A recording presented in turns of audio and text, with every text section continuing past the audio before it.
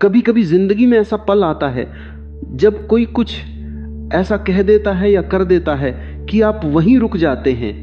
बाहर से सब कुछ पहले जैसा ही रहता है, वही कमरा, वही रोशनी, वही लोग, लेकिन अंदर कुछ टूट जाता है, जैसे किसी ने दिल के सबसे नरम हिस्से पर चोट कर दी हो। ये चोट हमेशा किसी अजनबी से नहीं मिलती, ज्यादातर ये उसी से मिलती है जिस पर आपने भरोसा किया होता है। वो माँ हो सकती है जिसने सबके सामने आपकी कमी पर हंसी उड़ाई। वो पिता हो सकते हैं जिन्होंने आपकी मेहनत को एक ही बात में छोटा कर दिया। वो दोस्त हो सकता है जिसने आपकी कही हुई बात आगे बता दी, या जीवन साथी जिसने गुस्से में ऐसे शब्द कह दिए जो नहीं कहने चाहिए थे। जब ऐसा होता है तो पहले कुछ पल आप कुछ समझ नहीं पाते, अंदर एक सन्नाटा सा छा जाता है। फिर वही सन्नाटा धीरे धीरे गर्मी में बदल जाता है, गले में, सीने में, आंखों के पीछे। किसी के हाथ कांपते हैं, किसी की आवाज भर जाती है, और कुछ लोग बाहर से शांत दिखते हैं लेकिन अंदर बहुत हलचल चल रही होती है। उस समय सबसे पहली इच्छा होती है चिल्लाने की, उसी तरह जवाब देने की, सामने वाले को भी चोट पहुंचाने की, क्योंकि अंदर से एक आवाज उठती है, मैंने क्या किया था, मेरे साथ ऐसा क्यों। ये आवाज गलत नहीं है, ये आपके दर्द की आवाज है, ये इंसाफ चाहती है, ये आपके अंदर के उस बच्चे की आवाज है जिसे लगता है कि उसके साथ गलत हुआ है। लेकिन जरा रुकिए, मैं ये नहीं कह रहा कि आपका दर्द छोटा है, मैं ये भी नहीं कह रहा कि आपको चुप रहना चाहिए, बस इतना कह रहा हूं उस पल में थोड़ा ठहर जाएं, क्योंकि उस समय जो जवाब निकलता है वो अक्सर आपका नहीं, आपके दर्द का होता है, और दर्द सही फैसला नहीं कर पाता। सोचिए, क्या कभी आपने गुस्से में तुरंत जवाब दिया और बाद में पछतावा हुआ? क्या कभी कुछ कहकर घंटों मन भारी रहा? क्या कभी जवाब देने के बाद भी चैन नहीं मिला? अगर हां, तो आप अकेले नहीं हैं। यह सिर्फ एक बार की बात नहीं होती, यह बार बार अलग अलग जगह पर होता है। कभी दफ्तर में जब कोई आपकी बात काट देता है, कभी घर में जब कोई आपके फैसले पर सवाल उठाता है, कभी सोशल मीडिया पर जब कोई आपकी सोच को गलत कह देता है, और हर बार मन में सवाल आता है, चुप रहूं या बोलूं? मुश्किल यह है कि दोनों ही रास्ते अधूरे लगते हैं। चुप रहो तो अंदर दुख जमा होता है, बोलो तो बात बढ़ जाती है। न चुप रहने में सुकून मिलता है, न चिल्लाने में। तो फिर सही रास्ता क्या है? अभी इतना समझ लेना काफी है कि जो आपने महसूस किया वह सच है, आपका दर्द सच है। उस समय जो गुस्सा, दुख या बेचैनी महसूस हुई वह सब सामान्य है, उसमें कुछ भी गलत नहीं है। गलत तब होता है जब हम उस गुस्से और दर्द को ही अपना मालिक बना लेते हैं। अब थोड़ा अंदर की तरफ देखते हैं। घटना बाहर हुई, किसी ने कुछ कहा या किया, लेकिन जो हलचल हुई वह बाहर नहीं, हमारे अंदर हुई। इसे समझना जरूरी है, क्योंकि अगर हम अपने अंदर क्या होता है यह नहीं समझेंगे तो हम हमेशा दूसरों के व्यवहार पर निर्भर रहेंगे। जब कोई हमारा अपमान करता है तो सबसे पहले शरीर प्रतिक्रिया देता है, दिमाग से पहले। यह हमारे शरीर का स्वाभाविक तरीका है। हमारा तंत्र का तंत्र खतरा महसूस करता है, दिल तेज धड़कने लगता है, सांस छोटी और तेज हो जाती है, चेहरा गर्म हो जाता है, पेट में कसाव महसूस होता है। यह सब बहुत जल्दी होता है, इतना जल्दी कि हमें पता भी नहीं चलता। शरीर लड़ो या भागो की स्थिति में चला जाता है। उसे फर्क नहीं पड़ता कि खतरा सच में जान का है या सिर्फ शब्दों का, वो बस हमें बचाने की कोशिश करता है। इसके बाद मन सक्रिय होता है, लेकिन मन भी पहले सोचता नहीं, पहले महसूस करता है। और सबसे पहले जो भावना आती है वह है ठुकराए जाने का दर्द। इसे ध्यान से समझिए। अपमान सिर्फ शब्दों की चोट नहीं है, असली चोट हमारी पहचान पर लगती है। जब कोई कहता है तुमसे कुछ नहीं होगा तो वह हमारे आत्मविश्वास पर वार होता है। जब कोई कहता है तुम्हारी कोई जरूरत नहीं है तो वह हमारे महत्व की भावना को चोट पहुंचाता है। हम सोचते हैं कि हमें शब्दों से दुख हुआ, लेकिन सच यह है कि हमें उस मतलब से दुख होता है जो हम उन शब्दों को देते हैं, और वह मतलब हमारी पुरानी यादों, असुरक्षाओं और पुराने घावों से जुड़ा होता है, ऐसे घाव जो शायद अभी पूरी तरह भरे नहीं हैं। इसीलिए एक ही बात अलग अलग लोगों को अलग तरह से चोट पहुंचाती है। अगर किसी को बचपन में बार बार कहा गया हो कि तुम अच्छे नहीं हो, तो बाद में की गई छोटी सी आलोचना भी उसे बहुत गहरी लग सकती है, क्योंकि वह सिर्फ आज की बात नहीं सुन रहा होता, बल्कि पुरानी बातें भी साथ में सुन रहा होता है। अपमान के बाद हम सिर्फ दुखी नहीं होते, हम खुद को कमजोर भी महसूस करते हैं। लगता है जैसे किसी ने हमारा सम्मान या हमारी जगह छीन ली हो, और इस कमजोरी से बचने के लिए सबसे आसान रास्ता है गुस्सा। गुस्सा असली भावना नहीं, बल्कि उसके ऊपर की परत है। असली भावना है दर्द, डर और असहायता। लेकिन ये भावनाएं हमें कमजोर महसूस कराती हैं, इसीलिए मन उन्हें गुस्से में बदल देता है, क्योंकि गुस्से में कम से कम ताकत का एहसास होता है। इसी वजह से अपमान के बाद हम चिल्लाना चाहते हैं। चिल्लाना सिर्फ गुस्सा निकालना नहीं है, ये अपनी ताकत वापस पाने की कोशिश है। जैसे हम कह रहे हो मैं कमजोर नहीं हूं, मुझे छोटा मत समझो। लेकिन सच में सोचिए, क्या चिल्लाने के बाद कभी शांति मिली या सिर्फ थकान? क्या पलटकर जवाब देने से सच में सम्मान वापस मिला या बस एक नई लड़ाई शुरू हो गई? अक्सर सच यह है कि चिल्लाने से राहत नहीं मिलती, सिर्फ ऊर्जा खत्म होती है, और कई बार बाद में पछतावा भी होता है, जो पहले के दुख से भी ज्यादा भारी लगता है। तो अब हम एक अहम जगह पर खड़े हैं। हमने समझा कि अपमान सिर्फ बाहर की बात नहीं है, वह हमारे अंदर एक पूरी प्रक्रिया शुरू कर देता है। शरीर की प्रतिक्रिया, पहचान को चोट, कमजोरी का एहसास और फिर गुस्सा। यह सब इतनी जल्दी होता है कि हमें लगता है चिल्लाना ही एकमात्र रास्ता है, लेकिन ऐसा नहीं है। अगर हम इस पूरी प्रक्रिया को समझ लें तो हम उसके बीच में एक छोटा सा ठहराव बना सकते हैं, एक पल जहां हम तय कर सकें कि हमें कैसे प्रतिक्रिया देनी है। अब जरा उस इंसान की तरफ देखते हैं जिसने अपमान किया। यहां हम सब एक बड़ी गलती करते हैं, हम किसी के व्यवहार को ही उसका पूरा सच मान लेते हैं। कोई चिल्लाता है तो हम सोच लेते हैं कि वो बुरा इंसान है। कोई हमें अनदेखा करता है तो हम मान लेते हैं कि उसे हमारी परवाह नहीं। कोई कड़वी बात कहता है तो हम समझ लेते हैं कि वह हमसे नफरत करता है। हम जो दिखता है उसी को सच मान लेते हैं। लेकिन व्यवहार सिर्फ ऊपर की परत है। जैसे समुद्र की लहर दिखती है, लेकिन उसके नीचे गहराई होती है। अगर हम सिर्फ लहर देखकर फैसला करेंगे तो कभी समुद्र को नहीं समझ पाएंगे। सुनने में ये आसान लगता है, लेकिन जब कोई हमें चोट पहुंचा रहा होता है तब ये याद रखना मुश्किल होता है। उस समय हमें सिर्फ अपना दर्द दिखता है और मन तुरंत कहता है जैसा मिला वैसा लौटाओ। लेकिन जरा सोचिए, क्या आपने कभी गुस्से में ऐसी बात कह दी जो आपके दिल की सच्चाई नहीं थी? क्या कभी थकान या तनाव में आपने किसी अपने को दुख पहुंचा दिया? क्या बाद में आपने सोचा मेरा ऐसा मतलब नहीं था, मैं बस उस समय परेशान था? अगर ऐसा हुआ है और हम सबके साथ हुआ है, तो क्या यह संभव नहीं कि सामने वाला भी उसी हालत में हो, कि उसके शब्द उसका असली इरादा नहीं बल्कि उस समय की उसकी हालत हो? अगर व्यवहार सिर्फ ऊपर की परत है तो उसके नीचे क्या होता है? आइए इसे आसान तरीके से समझते हैं। कड़वे शब्द, ऊंची आवाज, ताना मारना, अनदेखा करना, रूखा व्यवहार, अक्सर हम इसी पर तुरंत प्रतिक्रिया दे देते हैं। लेकिन सच ये है कि ये सबसे ऊपर की परत है। ये असली समस्या नहीं, उसका संकेत है। जैसे बुखार खुद बीमारी नहीं होता, बल्कि किसी बीमारी का लक्षण होता है। कड़वे शब्दों के पीछे कोई भावना होती है, शायद गुस्सा, शायद निराशा, शायद जलन, सुनता शायद है। थकान।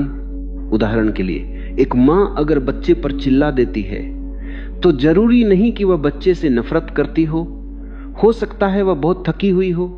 एक सहकर्मी अगर आपकी सफलता पर ताना मारता है तो हो सकता है उसे अंदर से जलन हो रही हो। मतलब व्यवहार किसी और चीज का नतीजा होता है। ज्यादातर कठोर व्यवहार के पीछे कोई डर होता है, लेकिन लोग डर दिखाते नहीं, उसे छुपाते हैं। और डर छुपाने का सबसे आसान तरीका है हमला करना।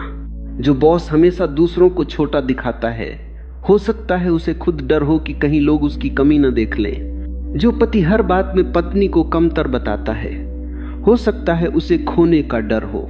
जो दोस्त आपकी तरक्की पर ताना मारता है, हो सकता है उसे पीछे छूट जाने का डर हो। डर अक्सर गुस्से के पीछे छुपा होता है। हर इंसान की कुछ जरूरतें होती हैं, प्यार, सम्मान, सुरक्षा, अपनापन। जब ये जरूरतें पूरी नहीं होती तो उनका असर व्यवहार में दिखता है। जिसे सम्मान नहीं मिला वो दूसरों को छोटा करके खुद को बड़ा महसूस करना चाहता है। जिसे प्यार नहीं मिला वह दूसरों को कंट्रोल करके खुद को सुरक्षित महसूस करना चाहता है। जिसे अपनापन नहीं मिला वह दूसरों को दूर करके खुद को मजबूत दिखाने की कोशिश करता है। ये एक दुखद चक्र है। जिसे जो नहीं मिला वह वही दूसरों से छीनने लगता है। हर इंसान अपने बचपन के अनुभव अपने साथ लेकर चलता है। जो पिता आज अपने बेटे को अपमानित करता है, हो सकता है उसके साथ भी बचपन में वैसा ही व्यवहार हुआ हो। जो पत्नी हर बात पर ताना मारती है, शायद उसने भी ताने सुनकर ही बड़ा होना सीखा हो। जो दोस्त धोखा देता है, संभव है कि उसने खुद कई बार धोखा सहा हो। इसका मतलब यह नहीं कि गलत व्यवहार सही हो जाता है, बिल्कुल नहीं, लेकिन कारण समझ आने लगता है। और जब कारण समझ आता है तो प्रतिक्रिया बदल सकती है। कई बार जब किसी का अंदरूनी दर्द बहुत बढ़ जाता है तो मन खुद को बचाने के तरीके ढूंढता है।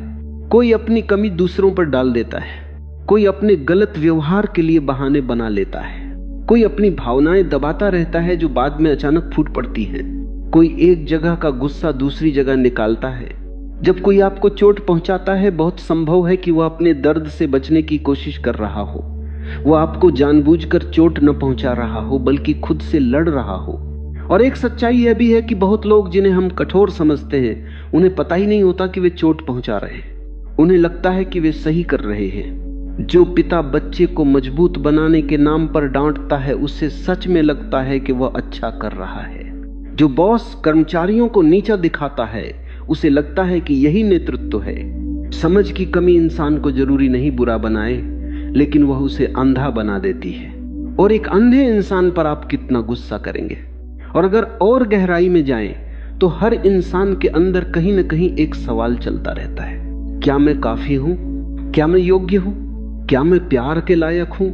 जब इन सवालों का जवाब साफ नहीं होता तो वह बेचैनी व्यवहार में दिखने लगती है। कभी अपमान बनकर, कभी कंट्रोल बनकर, कभी दूरी बनकर। जितना ज्यादा दर्द, जितना ज्यादा डर और जितनी कम समझ, उतना ज्यादा कठोर व्यवहार। यह किसी को सही ठहराने के लिए नहीं है, बल्कि समझने के लिए है। जब आप ये देखना शुरू करते हैं तो एक बदलाव आता है। दर्द अभी भी होता है, लेकिन उसके साथ साफ नजर भी आती है। आप समझने लगते हैं कि सामने वाला सिर्फ आपसे नहीं लड़ रहा, वह अपने अंदर के संघर्ष में उलझा है और उसकी बेचैनी आप तक पहुंच रही है। यह समझ आपको कमजोर नहीं बनाती, यह आपको शांत बनाती है। जरा रुकिए, गहरी सांस लीजिए। हमने अपनी भी परतें देखी और सामने वाले की भी। यह आसान नहीं है, इसलिए खुद को थोड़ा आराम दीजिए। अपमान सिर्फ दो लोगों के बीच की बात नहीं होता। जब लोग आसपास होते हैं तो मामला और बड़ा हो जाता है। अगर कोई अकेले में कुछ कह दे तो दर्द एक तरह का होता है, लेकिन वही बात अगर सबके सामने कही जाए तो ज्यादा चुभती है। क्यों? क्योंकि तब बात सिर्फ दिल की नहीं, इज्जत की हो जाती है। हमें डर लगता है कि लोग हमें कम समझेंगे, इसलिए भीड़ में हम जल्दी प्रतिक्रिया देते हैं। हम सिर्फ जवाब नहीं दे रहे होते, हम अपनी छवि बचाने की कोशिश कर रहे होते हैं। लेकिन सोचिए, जो हर बात पर भड़क जाए, क्या वह सच में ताकतवर है, या वह ऐसा है जिसे कोई भी आसानी से उकसा सकता है? असली ताकत यह है कि कोई आपको भड़काने की कोशिश करे और आप फिर भी शांत रहें। शांत इसलिए नहीं कि आप डरते हैं, बल्कि इसलिए कि आप अंदर से मजबूत हैं। हम सबके अंदर एक हिस्सा होता है जो कहता है मैं सही हूं। जब कोई इस पर चोट करता है तो हम तड़पते हैं। हम तुरंत साबित करना चाहते हैं कि सामने वाला गलत है। लेकिन अगर आप एक पल रुककर पूछ ले, यह जवाब मेरा है या मेरे अहंकार का, तो बहुत कुछ बदल सकता है। अक्सर हम जीत तो जाते हैं, लेकिन अंदर से खाली रह जाते हैं, क्योंकि वह जीत हमारे अहंकार की होती है, हमारी नहीं। कई बार लोग अपनी ही कमियों को दूसरों पर डाल देते हैं। जो खुद को कमजोर महसूस करता है वह दूसरों को कमजोर कहता है। जो अपने अंदर के डर को नहीं देख पाता वह दूसरों पर दोष लगाता है। इस सब को समझने का मतलब यह नहीं कि आप हर किसी का विश्लेषण करते फिरे, बस इतना कि अगली बार जब कोई आपको चोट पहुंचाए तो आपके पास देखने का एक और तरीका हो। सिर्फ यह नहीं कि उसने मेरा अपमान किया, बल्कि यह भी इसके पीछे क्या चल रहा होगा। यही सोच आपको ज्यादा साफ, ज्यादा शांत और सच में मजबूत बनाती है। अब एक सीधा सवाल है, यह सब समझने के बाद हमें करना क्या है? सबसे पहला बदलाव हमारी सोच में आता है। हमें अपनी कहानी बदलनी होती है। हम सब अपने मन में एक कहानी लेकर जीते हैं। उस कहानी में अक्सर हम खुद को पीड़ित और सामने वाले को खलनायक बना देते हैं। वह गलत था, मैं सही था, उसने मुझे दुख दिया, मैं बेगुनाह था। कई बार यह सच भी होता है, लेकिन समस्या यह है कि यह सोच हमें एक ही जगह अटका देती है, पीड़ित की जगह पर। और जब तक हम खुद को सिर्फ पीड़ित मानते रहेंगे तब तक हमारे हाथ में ताकत नहीं आएगी, क्योंकि पीड़ित वही होता है जिसके साथ कुछ हुआ, जिसने कुछ चुना नहीं। दूसरी तरफ सामने वाले को पूरी तरह बुरा मान लेना भी सही नहीं है। जब हम किसी को सिर्फ खलनायक बना देते हैं तो हम उसे समझने की कोशिश बंद कर देते हैं, और जिसे हम नहीं समझते वह हमें बार बार वैसे ही चोट पहुंचाता रहेगा। तो फिर खुद को कैसी कहानी सुनाएं? शायद ऐसी, हाँ मुझे चोट पहुंची, वह असली थी, लेकिन जिसने चोट दी वह भी अपने डर, अपने दर्द और अपने अधूरेपन में फंसा हुआ इंसान है। उसका व्यवहार सही नहीं था, लेकिन वह भी इंसान है, सीख रहा है, जूझ रहा है। यह दया है, लेकिन अंधी दया नहीं। इसका मतलब यह नहीं कि आप सब कुछ सहते रहें। इसका मतलब है गुस्से की जगह साफ सोच रखें। कमजोर बनना नहीं, समझदार बनना। एक बहुत जरूरी बात समझिए, ज्यादातर लोग आपके खिलाफ नहीं होते, वे बस अपने पक्ष में होते हैं। जो अपनी असुरक्षा से लड़ रहा है वह आपको नीचा दिखा सकता है, लेकिन उसका असली संघर्ष आप नहीं है। उसका संघर्ष उसका अपना डर है। जो अपने डर में जी रहा है वो आपको कंट्रोल कर सकता है, लेकिन वो आपसे नहीं, अपने डर से लड़ रहा है। ये समझ बहुत हल्का कर देती है, क्योंकि तब आप हर बात को व्यक्तिगत अपमान की तरह नहीं लेते। आप देखते हैं कि सामने वाला अपने अंदर के संघर्ष में उलझा है और उसकी चोट आप तक आ गई है। लेकिन यहां एक बहुत जरूरी बात है, समझना और सहना अलग चीजें हैं। आप समझ सकते हैं कि बारिश क्यों हो रही है, लेकिन इसका मतलब यह नहीं कि आप भीगते रहें।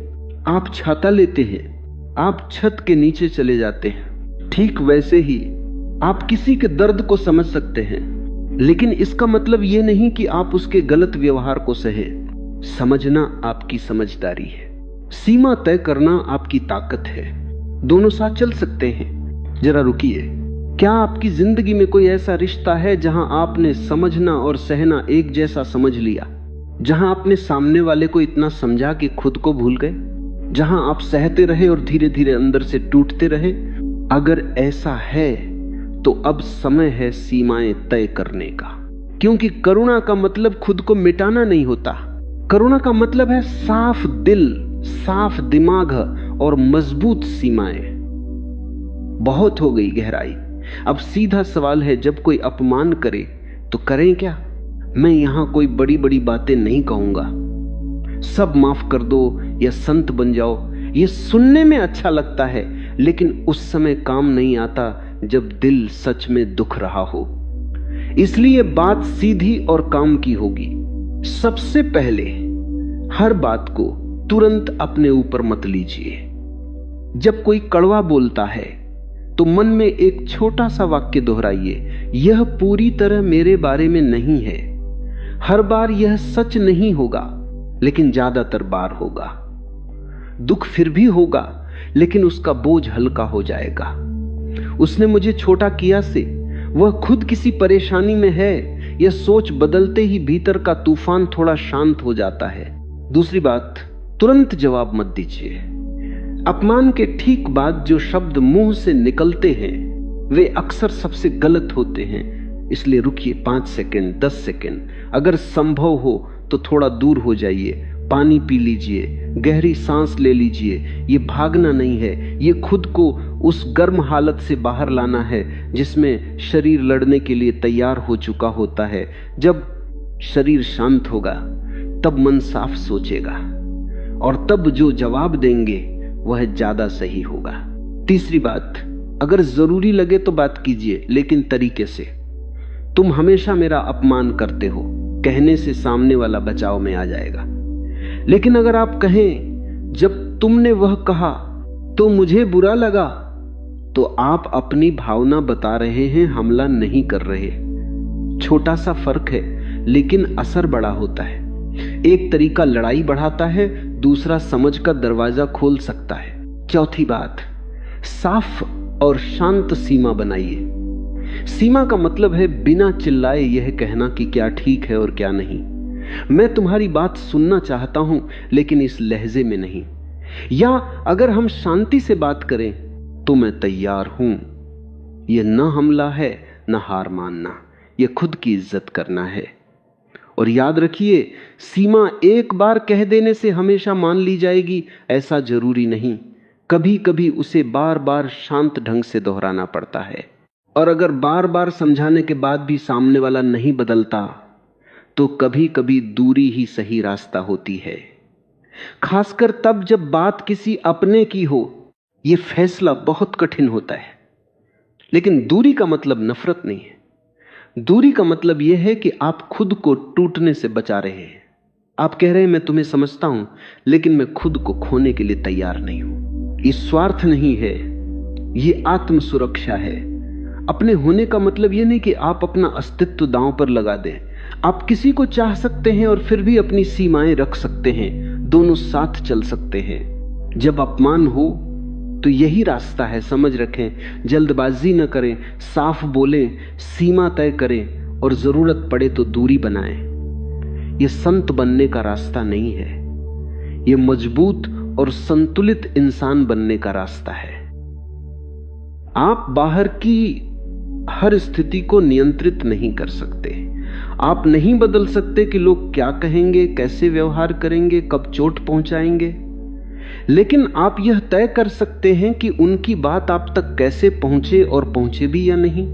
आत्मसम्मान, यह शब्द बहुत बार सुना जाता है, लेकिन इसकी गहराई कम लोग समझते हैं। आत्मसम्मान का मतलब यह नहीं कि मैं सबसे अच्छा हूं। आत्मसम्मान का मतलब है, मैं जो हूं वो काफी है। मुझे किसी की स्वीकृति की जरूरत नहीं है अपने अस्तित्व को वैध बनाने के लिए। जब आपका आत्मसम्मान इस जगह पर होता है तो अपमान की चुभन कम हो जाती है। इसलिए नहीं कि आप असंवेदनशील हो गए, बल्कि इसलिए कि आपकी पहचान किसी की राय पर टिकी नहीं है। आप जानते हैं कि आप कौन हैं, और कोई दूसरा वो नहीं बदल सकता। ये एक दिन में नहीं होता, ये एक प्रक्रिया है। ये रोज का काम है खुद को वो बातें कहना जो शायद किसी और ने कभी नहीं कही। मैं पर्याप्त हूं, मेरी भावनाएं वैध हैं, मुझे किसी की अनुमति नहीं चाहिए खुद पर विश्वास करने के लिए। भावनात्मक परिपक्वता, यह वो गुण है जो अपमान के सामने ढाल बनता है। भावनात्मक परिपक्वता का मतलब है अपनी भावनाओं को महसूस करना, लेकिन उनका गुलाम न बनना। गुस्सा आए तो महसूस करना, लेकिन गुस्से में कुछ ऐसा न करना जिसका बाद में पछतावा हो। दर्द हो तो रोना, लेकिन दर्द को अपनी पूरी पहचान न बनने देना। यह एक बहुत सुंदर संतुलन है, महसूस करना और फिर भी चुनना। यही मनुष्य होने का विशेषाधिकार है। जानवर अपनी प्रतिक्रिया चुन नहीं सकते, उनकी प्रवृत्ति ही उनकी प्रतिक्रिया है। लेकिन मनुष्य के पास यह अद्भुत क्षमता है कि वो आवेग और कर्म के बीच एक जगह बना सकता है और उस जगह में अपना चुनाव कर सकता है। और यहीं से प्रतिक्रिया की स्वतंत्रता आती है। यह शायद सबसे शक्तिशाली विचार है जो कोई इंसान अपना सकता है। मैं चुन सकता हूं, कोई चाहे कुछ भी करे, मेरी प्रतिक्रिया मेरे हाथ में है। जब कोई अपमान करता है तो वो आपको एक स्थिति में डालता है, लेकिन उस स्थिति में आप क्या करते हैं यह पूरी तरह आप पर है। आप चिल्ला सकते हैं, चुप रह सकते हैं, शांति से बोल सकते हैं, हंस सकते हैं, चल सकते हैं, रुक सकते हैं। हर विकल्प आपके सामने है। और जो इंसान ये जानता है कि उसके पास विकल्प है, वो कभी सच में शक्तिहीन नहीं होता। अब एक आखिरी रूपक पेड़ का। एक पेड़ सोचिए जिसकी जड़ें गहरी हैं। आंधी आती है, तेज हवा चलती है, शाखाएं हिलती हैं, पत्ते गिरते हैं, लेकिन पेड़ खड़ा रहता है। क्यों? क्योंकि उसकी जड़ें गहरी हैं। आंधी पेड़ को हिला सकती है लेकिन उखाड़ नहीं सकती जब तक जड़ें जमीन में हैं। आपकी जड़ें आपका आत्मबोध है, आपकी स्पष्टता है, आपका खुद पर विश्वास है। जब तक ये गहरी हैं, कोई भी आंधी, चाहे वो अपमान की हो, उपेक्षा की हो, विश्वासघात की हो, आपको हिला सकती है लेकिन उखाड़ नहीं सकती। और ध्यान दीजिए, पेड़ आंधी से लड़ता नहीं, वो चिल्लाता नहीं, वो आंधी को वापस नहीं मारता, वो बस खड़ा रहता है, गहरा, स्थिर अपनी जगह पर, और आंधी गुजर जाती है, हमेशा गुजर जाती है। यही वो शक्ति है जो चिल्लाहट में कभी नहीं मिलती। चिल्लाहट आंधी में एक और आंधी जोड़ती है, स्थिरता आंधी को गुजरने देती है। अब हम अंत पर आते हैं, और ये अंत वैसा नहीं होगा जैसा आप शायद सोच रहे हो। यहां कोई नारा नहीं होगा, कोई जोश भरी पुकार नहीं, कोई नाटकीय बात नहीं, क्योंकि ये पूरी बात शोर के बारे में नहीं थी, यह शांति के बारे में थी। और शांति का अंत भी शांत ही होना चाहिए। जिंदगी में लोग आपको चोट पहुंचाएंगे, यह निराशा नहीं है, यह सच है। जहां रिश्ते हैं वहां कभी न कभी दर्द होगा, जहां उम्मीदें हैं वहां टूटना भी होगा, जहां प्यार है वहां कभी कभी अपमान भी होगा। यह जीवन का हिस्सा है। लेकिन आपके हाथ में एक चीज हमेशा रहती है, आप उस चोट के साथ क्या करते हैं। क्या आप हर चोट को लड़ाई बना देते हैं या उसे सीख में बदलते हैं? क्या आप हर अपमान के बाद अंदर से छोटे हो जाते हैं या हर अनुभव के बाद थोड़ा और समझदार हो जाते हैं? चिल्लाना गलत नहीं है, गुस्सा भी गलत नहीं है। कई बार आवाज उठाना जरूरी होता है, जब कोई सीमा बार बार तोड़े, जब अन्याय हो, जब चुप रहना नुकसानदेह हो, तब बोलना ही सही है। लेकिन हर अपमान पर तुरंत भड़क जाना, यह चुनाव नहीं, प्रतिक्रिया है। यह सोच समझकर लिया गया फैसला नहीं, बल्कि उस पल का आवेग है। और जो इंसान हर बार आवेग से चलता है, वो सच में स्वतंत्र नहीं होता। उसकी डोर किसी और के हाथ में होती है। कोई भी कुछ कहकर उसे हिला सकता है, लेकिन जो इंसान यह तय करता है कि वह कब बोलेगा, कैसे बोलेगा और कब चुप रहेगा, वही सच में स्वतंत्र है। उसकी डोर उसके अपने हाथ में है। लोग कोशिश कर सकते हैं उसे भड़काने की, लेकिन वह अपनी जगह पर स्थिर रहता है। यह कोई जादू नहीं है, यह अभ्यास है। हर बार जब आप रुकते हैं, हर बार जब आप गहरी सांस लेते हैं, हर बार जब आप तुरंत जवाब देने के बजाय सोचते हैं, हर बार जब आप प्रतिक्रिया की जगह चुनाव करते हैं, तब आप अंदर से मजबूत होते हैं। धीरे धीरे एक दिन ऐसा आएगा जब कोई वही बात कहेगा जो पहले आपको तोड़ देती थी, लेकिन अब आप सिर्फ सुनेंगे, समझेंगे और शांत रहेंगे। उस दिन आपको किसी को साबित करने की जरूरत नहीं होगी कि आप मजबूत हैं। आप खुद जानेंगे, क्योंकि असली ताकत शोर नहीं करती, असली ताकत शांत होती है, गहरी और स्थिर। अपमान का जवाब सिर्फ आवाज से नहीं दिया जाता, अपमान का जवाब अपने भीतर की स्थिरता से दिया जाता है, उस साफ सोच से जिसे कोई हिला न सके, उस चुनाव से जो आपका अपना हो। और यह चुनाव हमेशा आपके पास है, कोई इसे आपसे छीन नहीं सकता।